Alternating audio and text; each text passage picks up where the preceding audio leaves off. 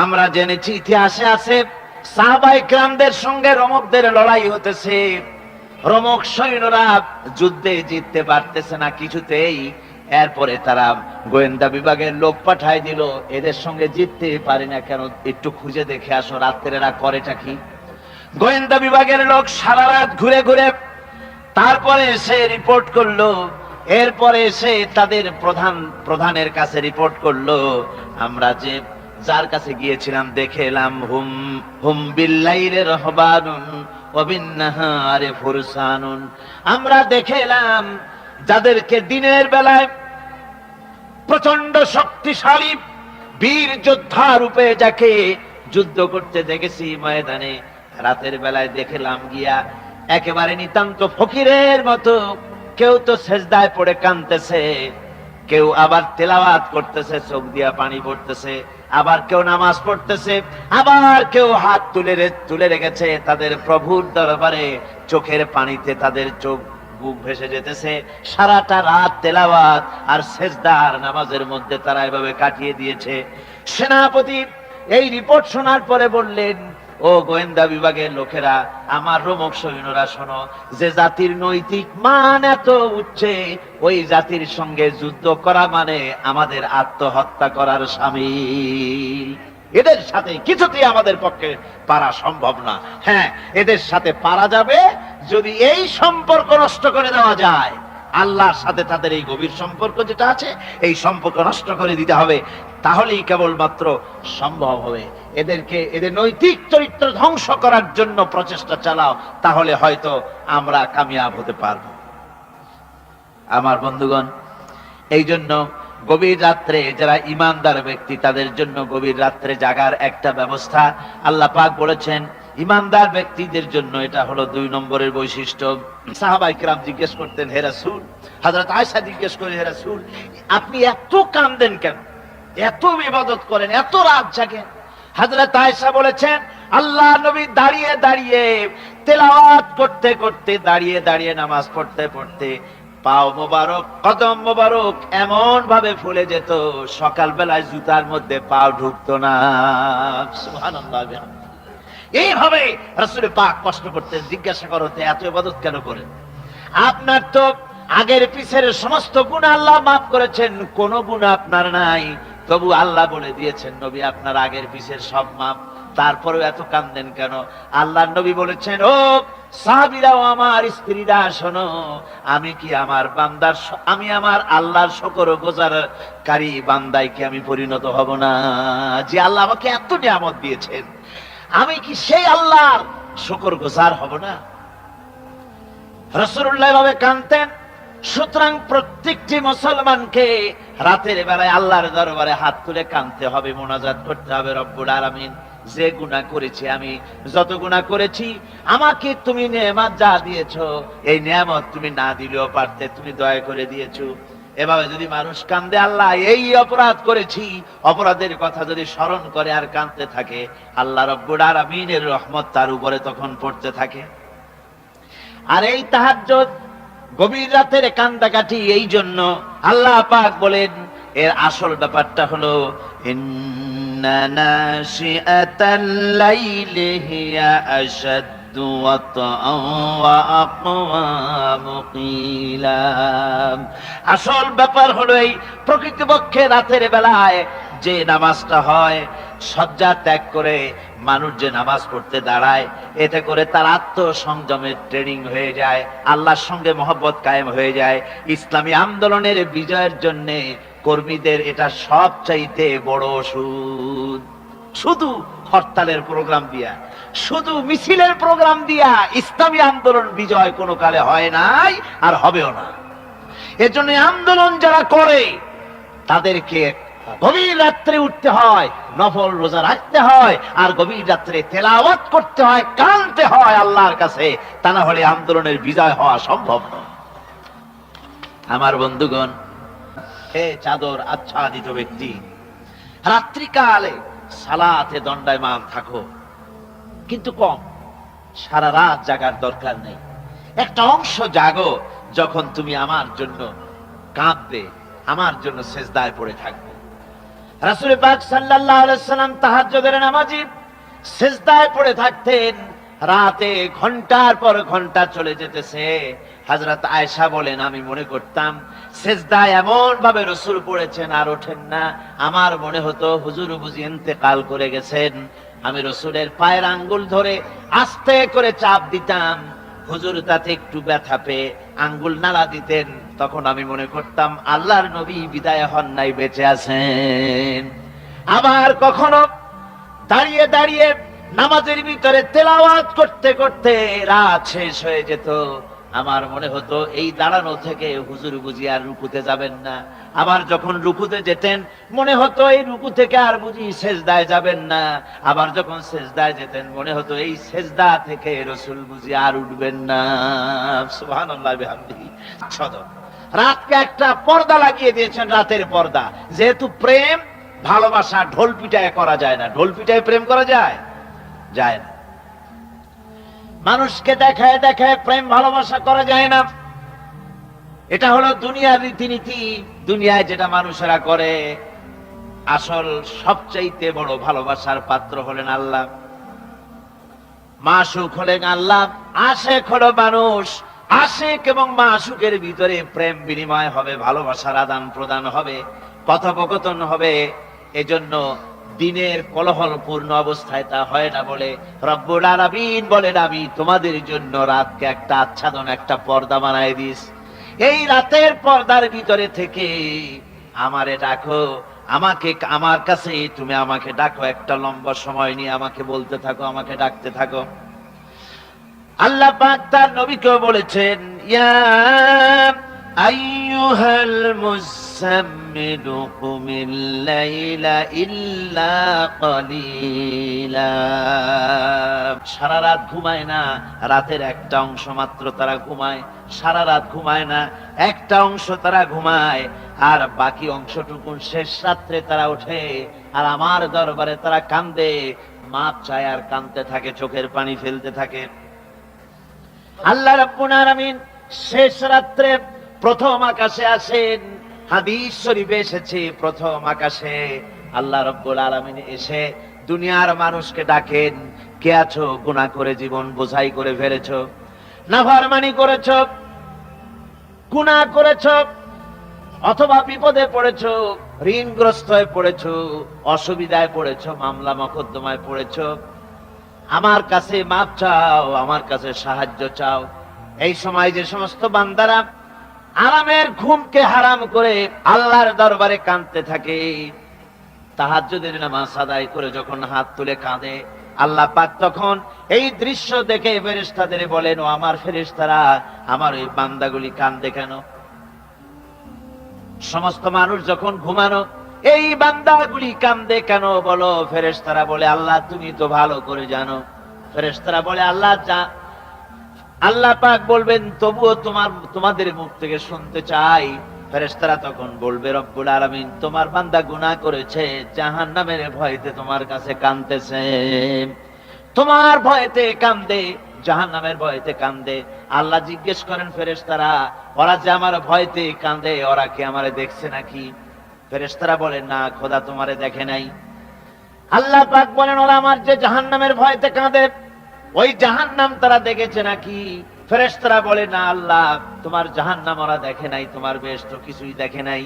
আল্লাহ পাক বলেন, ও আমার ফেরেশতারা, এই বান্দাগুলি আমার দোজখ দেখে নাই, আমাকে দেখে নাই, হাসর মিজান সিরাত কিছুই দেখে নাই। শুধু কোরআনের কথা শুনে, আমার নবীর কথা শুনে, আমার কোরআনের কথা শুনে বিশ্বাস করে আরামের ঘুমকে হারাম করে কিভাবে কাঁদতেছে তাকায় দেখ। আমার রহমতের দরিয়ায় জোশ মেরে গেছে, তোরা সাক্ষী থেকে যা, আমার ওই ক্রন্দনরত বান্দাগুলিকে আমি আল্লাহ মাফ করে দিলাম। আমার ভাইয়েরা, আল্লাহ পাক বলেন, আম্মান হুয়া কানিতুন আনা আল-লাইলি সাজিদাও ওয়া কাইমা।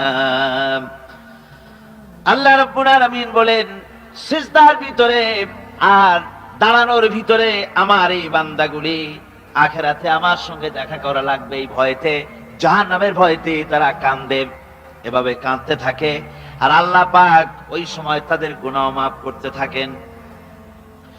কোরআনে কারীমের ভিতরে আল্লাহ পাক বলেন, সারা রাত ঘুমাতে আল্লাহ নিষেধ করেছেন, সারা রাত যেন ঘুমায়ো না, পাইকারি দরে ঘুমায়ো না, একটু জাগো। ওয়াযকুর ইসমা রাব্বিকা বুকরাতাও ওয়া আসীলা, সকাল এবং সন্ধ্যায় তোমার প্রভুর, তোমার রবের জিকির করো, স্মরণ করো। ওয়া মিনাল লাইলি ফাসজুদ লাহু ওয়া সাব্বিহহু লাইলান তাওয়িলা, তোমার রাতের বেলায় রাতের একটা অংশ সিজদায় অবনত হও, আর রাতের দীর্ঘ সময় ঘুমায় থেকো না। হয় একটা লম্বা সময় ঘুমাও, কিন্তু একটা অংশ রাখো যে সময় তুমি আমার দরবারে সিজদায় পড়ে যাবে, কাঁদবে। ওয়াল্লাযীনা ইয়াকুলুনা রাব্বানা আসরিফ আন্না আযাবা জাহান্নাম ইন্না আযাবাহা কানা গরামা। রহমানের বান্দার, খাঁটি বান্দার 3 নম্বরের বৈশিষ্ট্য হচ্ছে তারা আল্লাহ রব্বুল আলামিনের দরবারে হাত তুলে ফরিয়াদ জানায়, আল্লাহর কাছে মোনাজাত করে, আল্লাহ রব্বুল আলামিনকে বলে, আয় আল্লাহ, হে আমার প্রভু, আয় আমার রব, জাহান্নামের আগুন থেকে দয়া করে আমারে বাঁচাও। জোরে বলেন আমিন, জোরে বলেন আমিন। জাহান্নামের বর্ণনা আমরা এই মাহফিলে করেছি, করি নাই? মনে আছে? দারুণ কঠিন জায়গা, অত্যন্ত কঠিন জায়গা, মারাত্মক জায়গা জাহান্নাম। ওই জাহান্নামের জন্য আল্লাহর কাছে কাঁদতে হবে, মাপ চাইতে হবে জাহান্নাম থেকে। মুমিন ব্যক্তির 3 নম্বরের বৈশিষ্ট্যই তাই, সে বলবে, রব্বানা সরিফ আন্না আযাবা জাহান্নাম ইন্না আযাবাহা কানা গরামা। আয় আল্লাহ, তোমার জাহান্নামের শাস্তি থেকে তোমার কাছে মাপ চাই। আল্লাহ পাক বলেন, এই জাহান্নামের শাস্তি বড়ই প্রাণান্তকার হবে। ইন্নাহা সাআত মুস্তাকাররান ওয়া মুকামা, জাহান্নাম হচ্ছে অবস্থানের জন্য অত্যন্ত নিকৃষ্ট, খুবই খারাপ জায়গা এই জাহান্নাম। কিন্তু মুসলমানদের অবস্থাটা ভিন্ন। মুসলমানেরা নেক আমল করে, ইবাদত বন্দি করে, তা সত্ত্বেও তার কলিজা কাঁপতে থাকে। সুবহানাল্লাহ, তার কলিজা কাঁপতে থাকে যে আমি যে ইবাদত করছি, এই ইবাদত আল্লাহর দরবারে মঞ্জুর হচ্ছে কিনা। এই জন্য তার মন কাঁদতে থাকে। সে আমলের উপর নির্ভর করে থাকে না, সে আল্লাহর দয়ার উপরে নির্ভর করে। কিসের উপরে নির্ভর করে? আল্লাহর দয়া, আল্লাহর রহমতের উপরে নির্ভর করে। আর সে আল্লাহর কাছে কাঁদতে থাকে, রব্বুল আলামিন, তুমি দয়া করে মেহেরবানি করে আমার হিসাব নিও না। আমার এই হিসাব করে যদি বেহেশতে দাও, তাহলে তো বেহেশতে যাইতে পারবো না। কিয়ামতের দিন আল্লাহ রাব্বুল আলামিন কোন মানুষকে যদি হিসাবের জন্য ধরে ফেলেন, তাহলে ওই বান্দার আর জাহান্নাম ছাড়া কোনো পথ নাই। এই জন্য আল্লাহ শিখায় দিয়েছেন, বান্দা দোয়া কর, ওয়াদখিলনাল জান্নাতা বিগাইরি হিসাব। আয় আল্লাহ, বিনা হিসাবে তোমার জান্নাত আমাকে দান করো। আবার হুজুর দোয়া করেছেন, আল্লাহুম্মা হাসিবনি হিসাবান ইয়াসীরা। আয় আল্লাহ, তুমি আমার সহজ হিসাব নাও। পড়েন, আল্লাহুম্মা হাসিবনি হিসাবান ইয়াসীরা। হিসাব ইয়াসীর, সহজ হিসাব। আয় আল্লাহ, তুমি আমার সহজ হিসাব নাও। এই হাদিসের ব্যাখ্যায় এসেছে সহজ হিসাব কি? ব্যাখ্যায় এসেছে সহজ হিসাবটা হচ্ছে আল্লাহ রাব্বুল আলামিন কিয়ামতের ময়দানে তার কোন বান্দাকে যদি রহমত করতে চান, কোন বান্দার প্রতি যদি দয়া করতে চান, কাউকে যদি ক্ষমা করতে চান, তাহলে আল্লাহ রাব্বুল আলামিন তাকে একটা পর্দার আড়ালে রেখে দিবেন। একটি পর্দার আড়ালে রেখে নিয়ে আল্লাহ পাক জিজ্ঞেস করবেন, বান্দা তুই কি এই এই গুনাহগুলি করেছিস নাকি? এইটা এই সব গুনাহ করেছিস নাকি?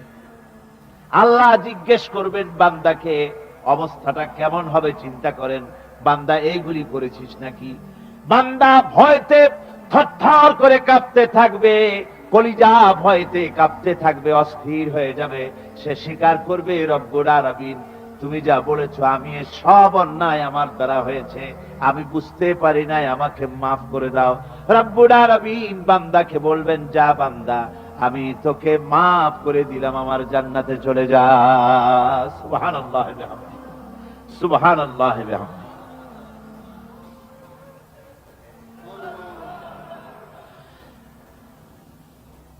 সুতরাং জাহান্নামের শাস্তি থেকে সব সময়ের জন্য আল্লাহর কাছে মাফ চাইতে হবে।